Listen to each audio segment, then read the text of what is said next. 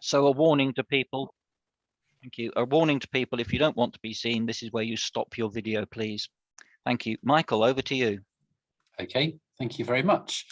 Hopefully you can hear me okay, and in just a moment you should be able to see my screen. We can both hear and see your screen, thank you. There we go, brilliant. Yeah, so I don't know about whether it's a better way of recording, but it's certainly a different way of recording, and a way which can add to some of the ways in which we record currently. This is very much an experimental project, and something that I'm really excited about. I'm talking to you from a back room at the Natural History Museum currently, because I'm here for another meeting talking about the same project. So if there are any technical problems or anything like that, just let me know, and I apologise in advance. So I'm talking to you today about the DECIDE project. It's a new project which has started up. It's about recording nature where it matters. And I'm going to tell you more about that as we go through. And I should say, actually, before I get on, I'm not planning to speak for 45 minutes, but it'll be sort of 25, possibly 30 if I waffle. But I'd be really interested in having a bit of a discussion about your comments and your responses about the sorts of things that I've talked about. So that'd be brilliant. So bear that in mind as we go through. So we know that biodiversity data from volunteers is really valuable. It's brilliant, and this is the sort of work that we do a lot of in UK Centre for Ecology and Hydrology, through the work of the Biological Records Centre and elsewhere as well, obviously many other organisations.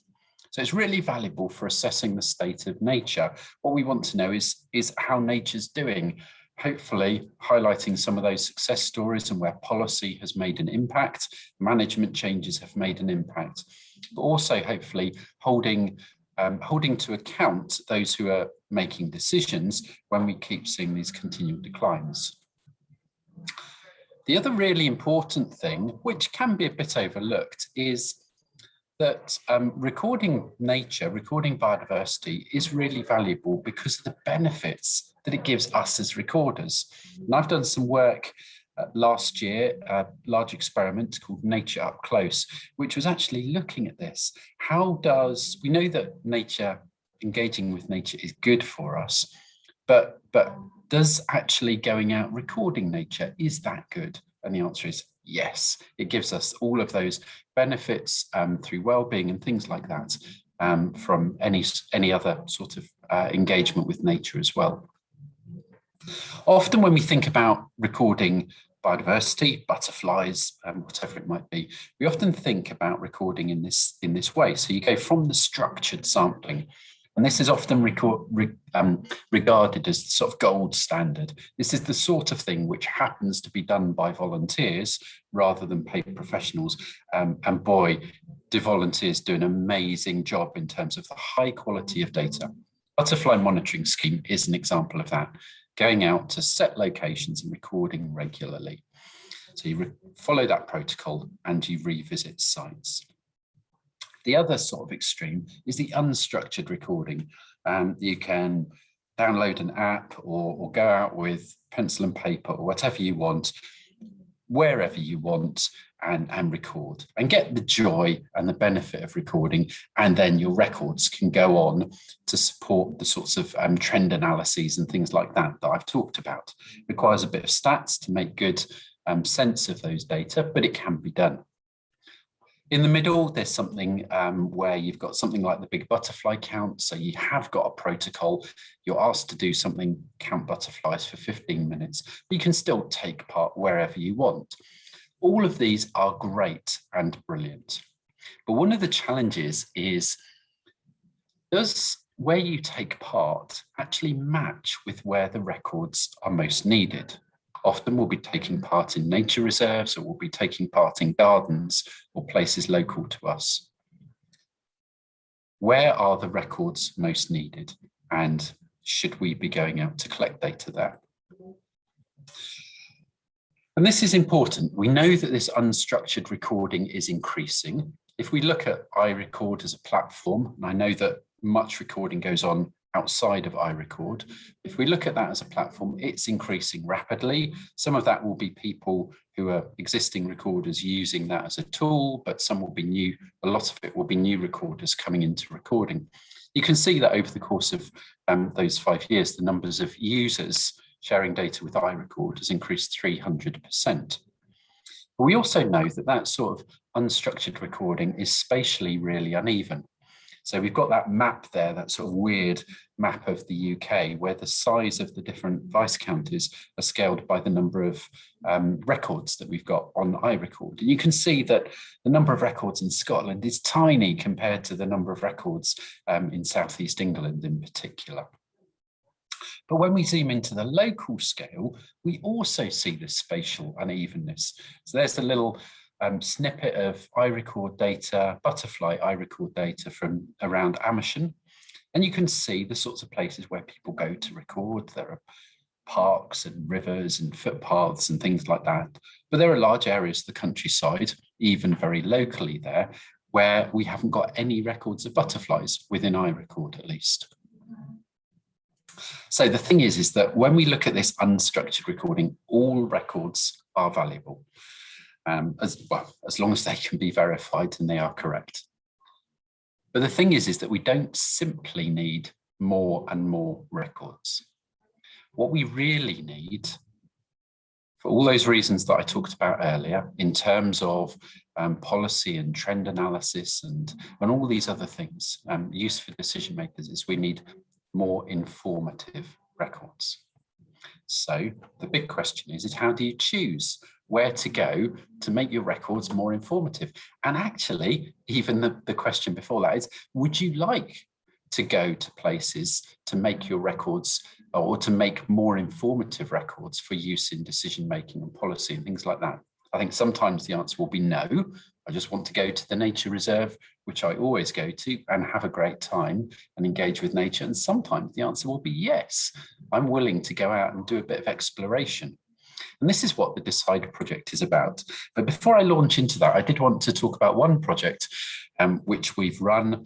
Martin Harvey and others at BRC have helped with this. And this is the Targeting Revisits map. It's very much a trial. And if you go to the Biological Records Centre website, you'll find a link to the Targeting Revisits. So the whole point of this is that we've got a whole load of records. And when we want to do trend analysis, it's really helpful to have sites which have been revisited at least once, or at least in 2 years. And so you can see there at the bottom, there's a map of grasshoppers from, south of Birmingham. And there's a whole load of records. The coloured squares are where records are made. The pink squares have only got data from 1 year. If recorders go back and record grasshoppers at that square again, then we will have data from 2 years and we can use that in our trend analyses. So the whole point is can you go to these pink squares, make records and turn them green? And all of this is updated in a tool and it's updated in real time via records from iRecord. You can click on squares and get information about what's been seen, when it's been seen, that sort of thing. This is something that we've really tried to pilot for a group of less well recorded species, certainly less well recorded than butterflies. And so we'd love you to have a look at that if you're happy to, and click on the links and give us your feedback, because with these sorts of innovative exploratory things, we need your feedback to be able to justify whether we do it more, but also let us know what you think, because we can then make adjustments on the basis of that.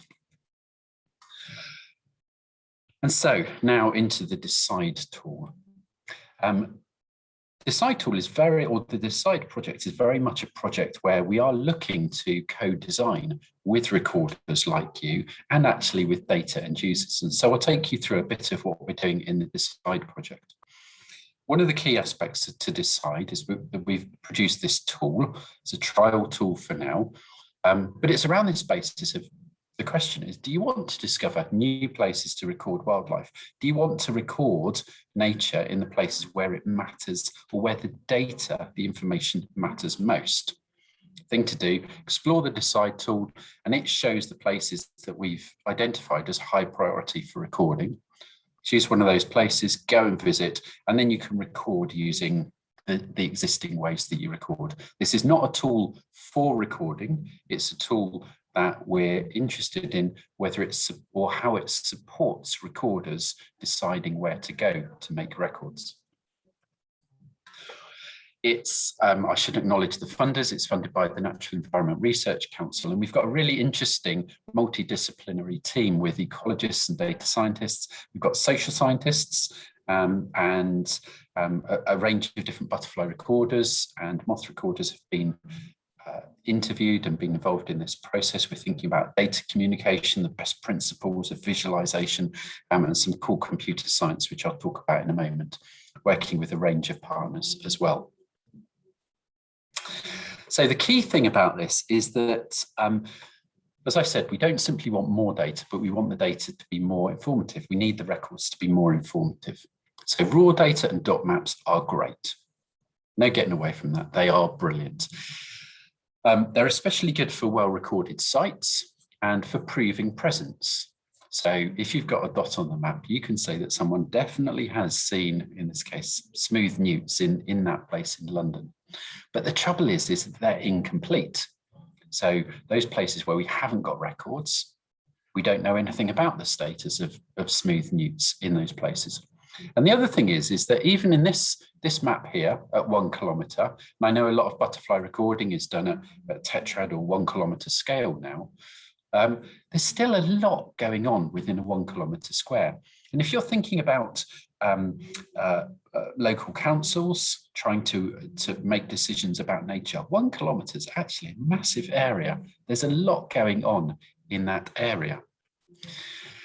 And so as we think about this thing, those sorts of decision makers, those users of biodiversity data, particularly those people who aren't naturalists, but do want to include the value of nature in their decision making. This might be strategic spatial planning, screening, applications for environmental impact, natural capital assessment. There are all sorts of big things, which I guess are not the typical things that we're used to as biodiversity recorders, but they are really important. And if people don't have this information, then they're not able to include the value of nature within these decisions. And we think that's really important.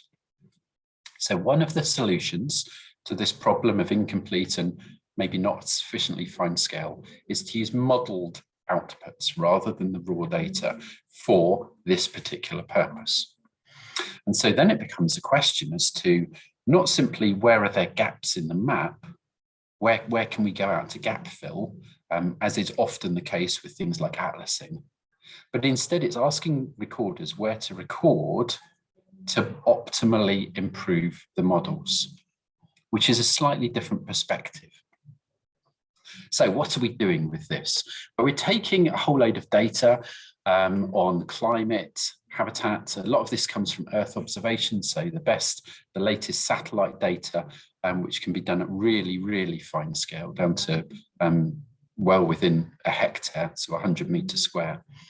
We're taking all of these and we're combining them with the raw data on the distribution of a particular species.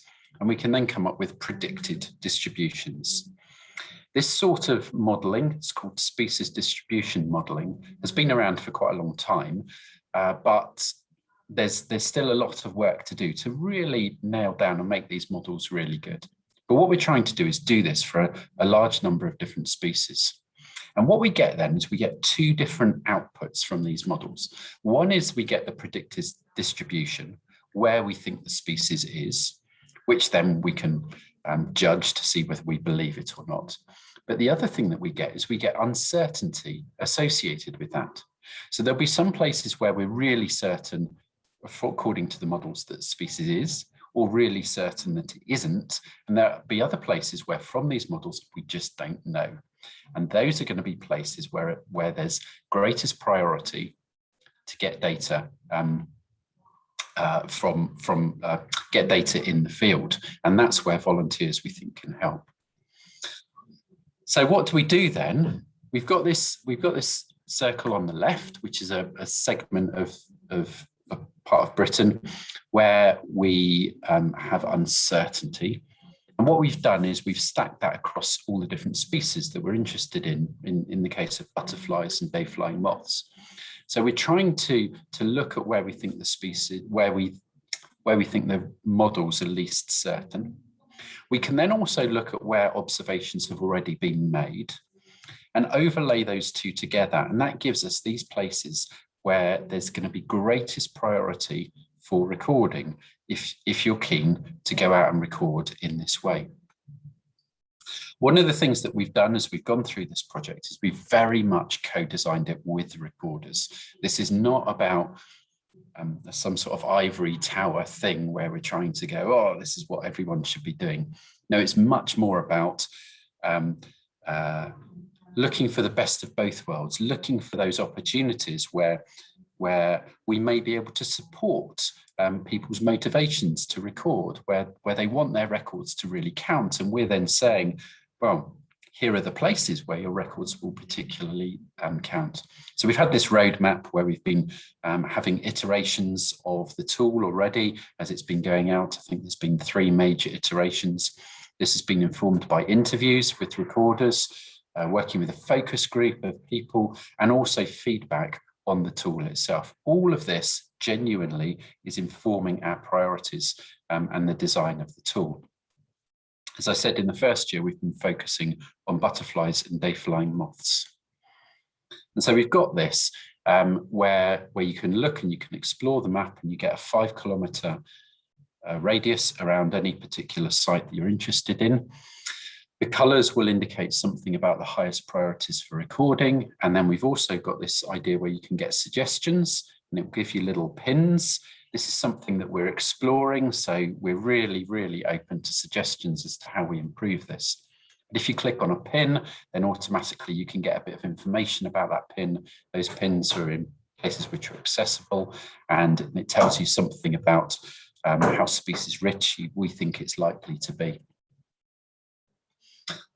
And so if you want to, you use the tool, you select your location, which might be one of those pins or might be somewhere else.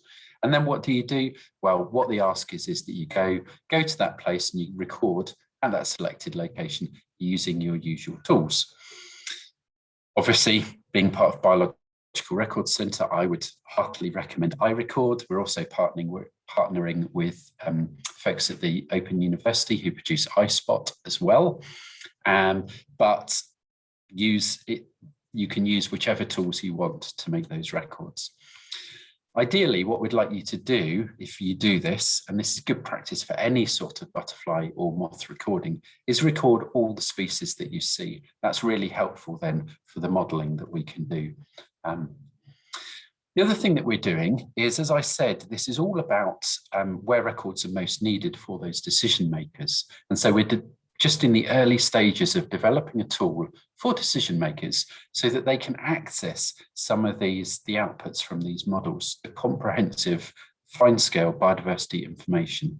We're going through a similar process of code design for this as well. And so these decision makers might be everything from county butterfly recorders all the way through to people within local government or businesses trying to make some of those strategic decisions. So how can you help us? As I said, very much this is a process of we'd love to get input. We're genuine about responding to that input and shaping the project on the basis of that. So please do explore the Decide tool, try it out, give feedback. There's the little goldy yellow button always present, so you can give your feedback there and fill in a form. Do that as many times as you want, and also join the mailing lists. We've got a general mailing list and one particularly for those who are really interested in co-designing the tool. Next year, it's a relatively short, it's a big project, but it's relatively short. It's running for 2 years. But the future plans within this project are, one thing is to include nocturnal moths. And one of the things that we're doing is we're going to be developing or using people's designs for these low-cost bucket traps, the LED bucket traps for nocturnal moths. We're going to give out a whole load of these free via our partners in London and East Yorkshire. And we think that would be something which will be challenging probably, but really exciting as well, to get people out recording moths in places where they may not have been doing that in the past. And the second thing is that we're really interested in this faster and better feedback. So we're linking the Decide tool explicitly with the data that's coming in from iRecord and iSpot. We're looking to improve the models and make more frequent updates. And also this whole idea of giving the recorders, the people who are getting engaged in this, much richer feedback. I think we quite often, we do provide feedback to recorders, but often that might be require quite a bit of effort from people. And so what we're doing is we're looking for computer science methods to automatically provide this really rich feedback that's relevant, accessible, actionable, and appealing, something which hopefully will inspire you as keen butterfly recorders, but also those stepping into butterfly and moth recording, and so really inspire them on their journey of recording. All of this, I think, is part of something which I have a vision for this recording, the citizen science aspects of recording as well. All of this is part of these feedback loops, all of which is for the benefit of nature, the nature that we care about. So hopefully you can, through this project, you can help us to help you to help nature. And so please do get involved. Thank you very much.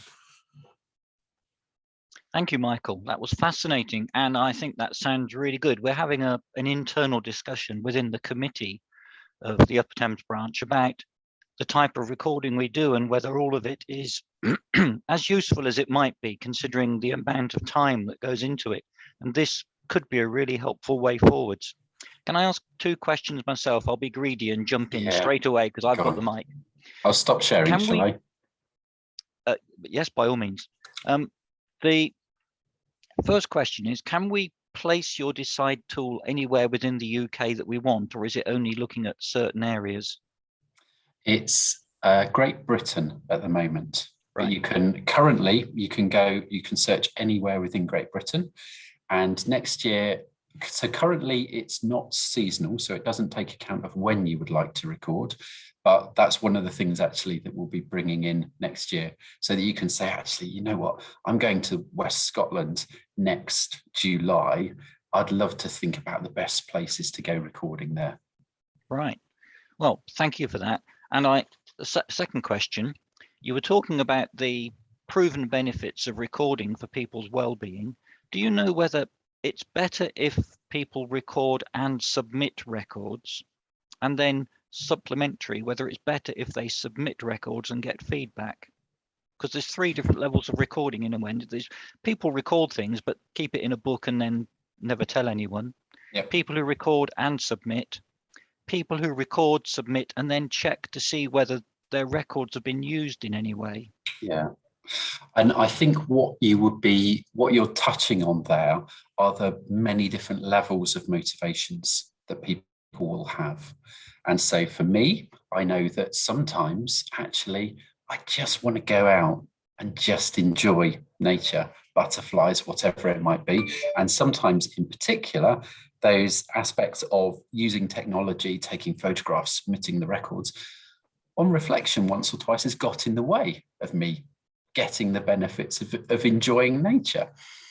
Equally, there's something which is wonderful because we're relational beings, and so connecting with other people and seeing that there's been that purpose and that value of me recording and getting the feedback back around that is really, really valuable as well. So I think it's got to be a both and. I think everything that you talked about, but I'm really aware that different people on different days in different stages of their life, that balance of motivations will vary quite a lot. I think there's all of those questions I think are really important. And I suppose the final thing which you didn't mention is there anything that I can then do for the benefit of nature off the back of this as well? And I think sometimes linking what we haven't been very good at in this country, I would say,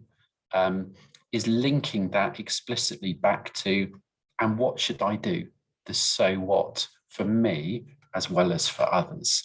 I think when we look at citizen science in different parts of the world, I think we have to be a lot more explicit about that.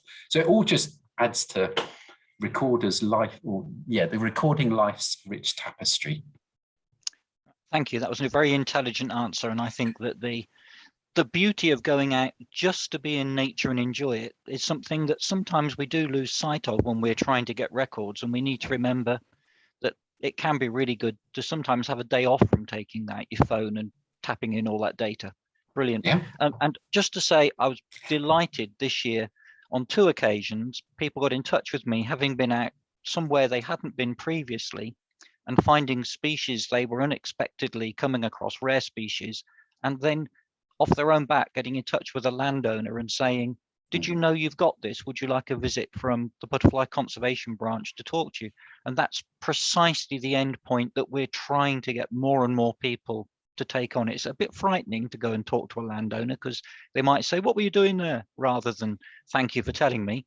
But I can say usually landowners are very, very happy to know they've got rare things because it makes them feel better about the way they're looking after the land.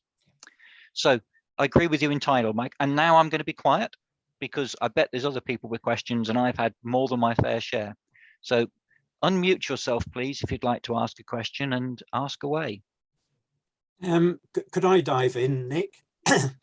Michael, thank you. That was fascinating. For many years, we've been driving towards filling gaps on our map coverage map, but I've been very conscious that you can go to a small place in a 2 kilometre square or 1 kilometre square, like you say, and are you really properly sampling it? And the answer is not really. So I think this is really useful. But I've got a question for the other end of the process, the people who are targets for this information. I know how hard it is in planning meetings at the parish council or district council level to convince a planning committee that there's a good reason not to develop a particular site. And the availability of actual records to support a defence of a site is hugely important. What's your feeling about acceptance of models that show that this site should be important, where you don't have the data to support it? Or would you advocate actually using the tool to get the data that you need to support the planning issue? I think, so we've been thinking about this quite a lot, and over the course of this winter, we're going to be specifically engaging with a lot of those data end users to ask exactly that question. And we've done some of that already. And we think this principle of moving from, moving from relying on data records alone to moving to relying on records and models. And I think the two have to be in combination. It's not either or. I think for me, the critical thing is twofold. One is about the accuracy of those models, and that needs to be proven and validated so that it builds trust. But I think the second question is something about that. It's the questions about an individual plot of land and whether it should be developed or not, I think will have to always rely on data records. But some of those larger scale questions about strategic decisions and spatial decisions, which are done at a county or a borough level, I think these are the sorts of ones where actually the model data, what we've heard is that people are saying, we want to include biodiversity within our decision making, but we're struggling to do it because it's not comprehensive enough and it's not fine scale enough. So that's where I think the model data has that great value. I'll give you one specific example referring to the planning. So we've been working with GIGLE, the Green Space Infrastructure for Greater London, so the Local Record Centre for London. And they say, I'm going to get the figures slightly wrong, but I think they reckon that it's about 18% of planning applications should have an environmental impact assessment. So they should be sending people out there to go and look on the field. Currently, it's about 2%. And one of the challenges, I think, it's around that. It's certainly that bit sort of difference. And what Giggle are saying is, if we had model data, then we would be able to have greater evidence to say to people, no, this one is one that's really important for you to send some ecologists out on the ground and have a look. So I think that's where the flow of information can happen. Yeah, and to be realistic for the politicians, they have to make a decision. Is the presence of a particular species on site significant enough to take into account? Yeah. Or actually, is it a record of a common blue? And actually, that's not the key species you should be hanging a decision on. So I think modelling in the sense of illustrating the scarcity of a species in the landscape is an important element. Yeah. Thank you very much. Thank you. Do we have any other questions, please? I was looking to see Nick, if there were any hands up. Yep, please come in. Can I ask a question on the moth traps? Yes. Are they standalone, not using a generator or an external battery? Will they be available across the country? And how do they cross-reference with the dots where we currently got data, which might have come from an MV lamp with a generator? Will they be comparable if there's a hole next door and you say, can I take one of these traps out? Yeah, so I think the thing is that we'll often be thinking with something like going out with a generator and an MV trap, we'll be thinking about doing a thorough systematic census of the biodiversity there. I tend to think of all of these actually as samples. So whatever method you're using, you're simply getting a sample of the species that are present. What we know is that something like battery-powered ultraviolet LEDs give a different and probably smaller sample of the biodiversity present than something like using an MV trap throughout the year. But what we can do with some of this, so if you're simply looking at, I want to get a species list, it's not going to be the same. If what you're interested in is, I can get some data which will allow us to, in the case of Decide, improve these models, then I think a sample is better than no information. So hopefully that answers the second bit of your question, that we're not solely trying to get a comprehensive, complete species list, but what we are trying to do is get a list of species that have been sampled. And it's exactly the same with butterfly recording. You don't expect on any particular visit to see all the butterflies that are present on the site. But what you can do is submit a species list, and with the statistics and the statisticians that we have at Biological Records Centre, we can make sense and we can use those data really successfully. In terms of, are they going to be available? Well, we've got funds to provide, it's going to be around about 100 to people. We're particularly focusing on the two target areas of London and East Yorkshire.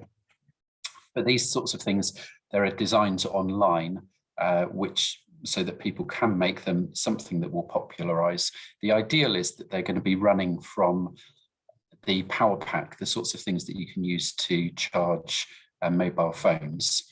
And that, according to some of the designs I've seen, should be sufficient to run an LED moth trap. And so then it becomes something that, rather than needing a generator and all the rest, it becomes something that's relatively inconspicuous as a trap when it's running at night, because it's mostly ultraviolet and certainly the purple end of the spectrum. And it's something that's really quite cheap, sort of 20, 30 pounds per trap. And so, you know what, if it does get lost or stolen or whatever, it's not such a big deal to your wonderful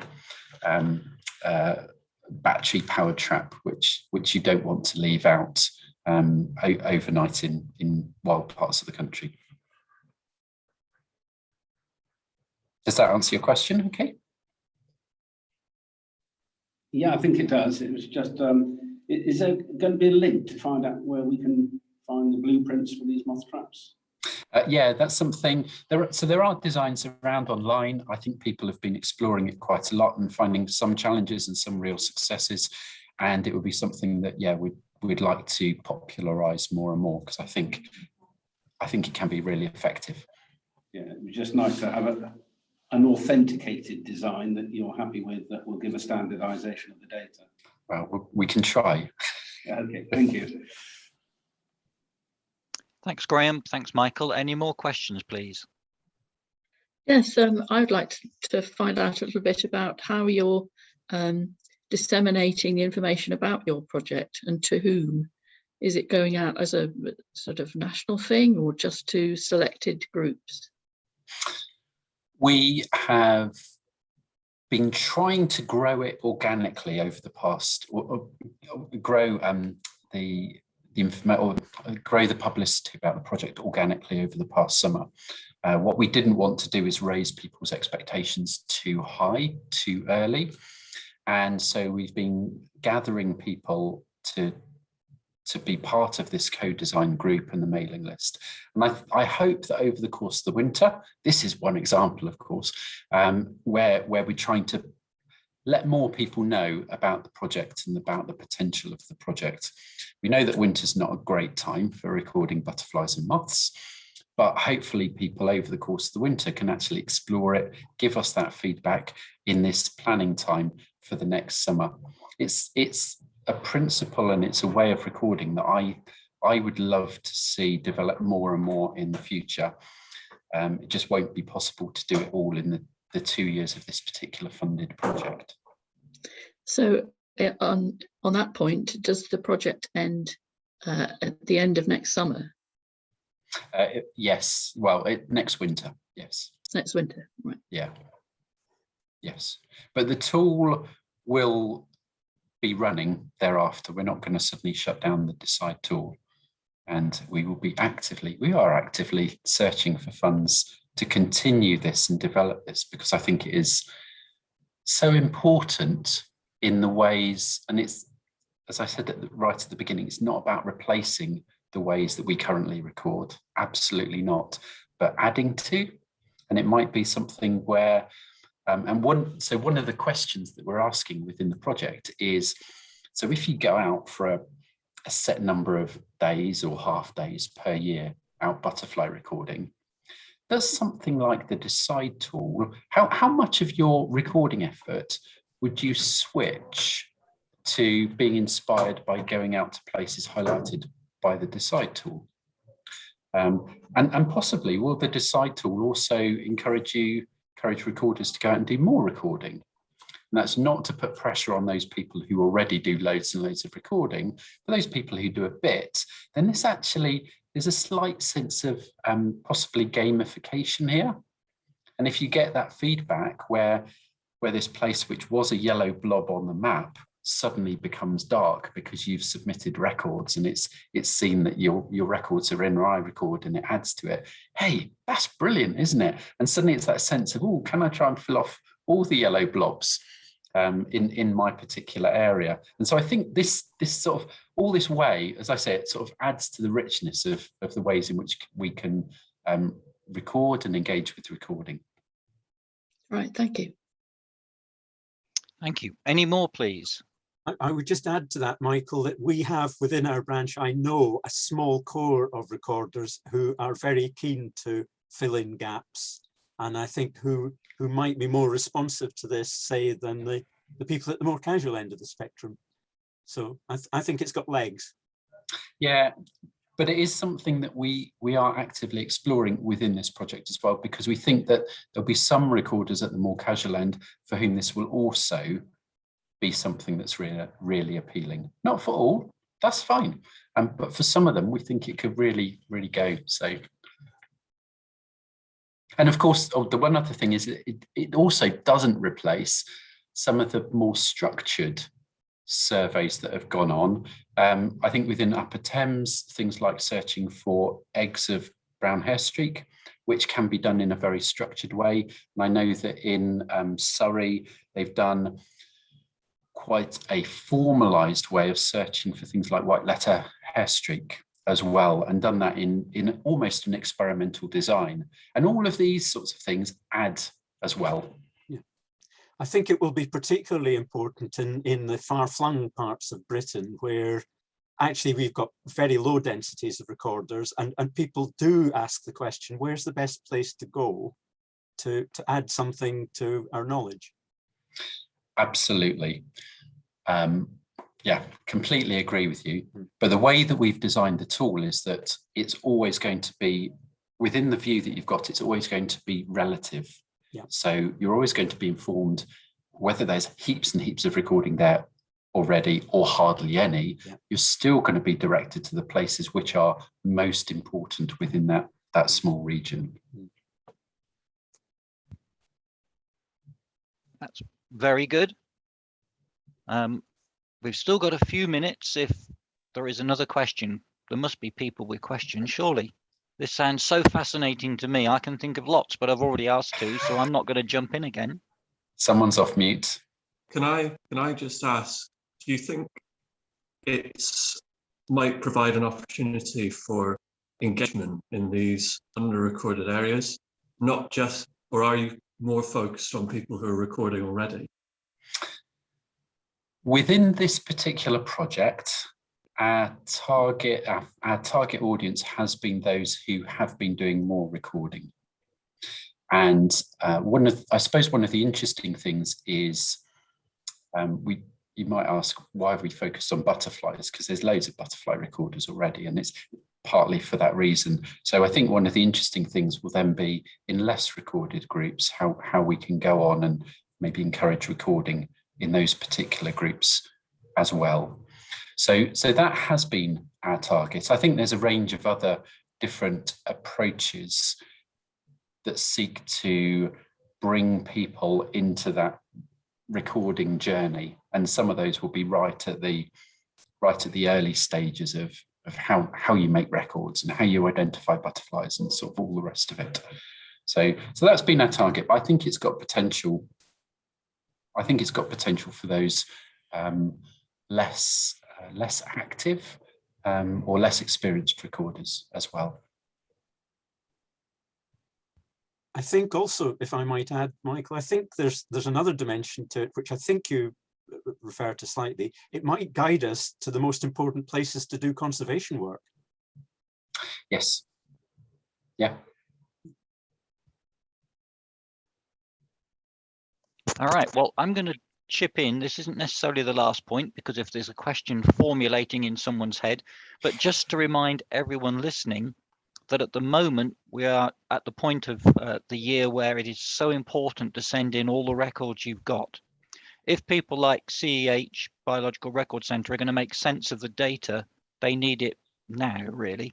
It's no good sending it in January and saying, oh, I just found this in my logbook and I forgot to send it in. So the end of October is normally the time when everyone is saying, please, can we have the data? And I imagine that Michael would agree with me. Be very good if tomorrow, when it's supposed to be wet again and you can't think what to do, the first thing you do is find out all those records of this and that you have collected through the year and send them into a recording scheme as soon as you can. Are there any more questions, please? No. Nick, there's one question in the chat, please, Nick,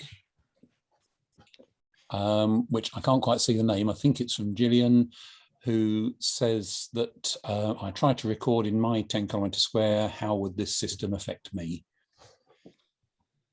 So we are not basing it on particular 10-kilometre grid squares. And in a sense, I think this maybe is something where our philosophy within Decide has been maybe slightly different to the standard square bashing recorders that is quite typical. And we always like to think in terms of grid squares and things like this, but once we think finer and finer, then we're actually thinking about fields and parcels of land and bits of towns and things like this, rather than particular grid squares. And that's partly why I think the modelling down to the 100-meter grid square. Squares are quite convenient. That does provide a bit more of that clarity. So in terms of how you would use it, I think the thing to do would be to use it, and you'd probably have to use the decide tool a few times to look at the 5 kilometre radius circles that broadly cover your 10 kilometre square, and that will give you a bit more information. But equally, Gillian, if you think that that's something that's really valuable, pop that in the feedback. As I say, we're genuinely taking seriously all the bits of feedback. Some of those feedbacks we can act upon, some of them we log for something that's really important, and some of them will say, we understand where this is coming from, but we're choosing not to pursue that at this time. But all of them we're taking seriously. And that's probably a very good point for me to say. Thank you, Michael. And obviously, everyone who wants to contact Michael outside this meeting, presumably there's an email address that we could find Michael. Could you just tell us quickly? Yes, you can Google me. I've got a rare enough name that you can find me, but it's michael.pocock@ceh.ac.uk. Right, thanks very much. And I hope that people do get in touch after they've had a chance to look at this. I should have a look myself because I think it sounds like a fascinating project, and I really hope that we can start to see it in use. But we must move on. Thank you very much, Michael, and I hope your talk goes equally well and fascinates people as much as it's fascinated me. So good luck there this afternoon. Thank you. I'll go and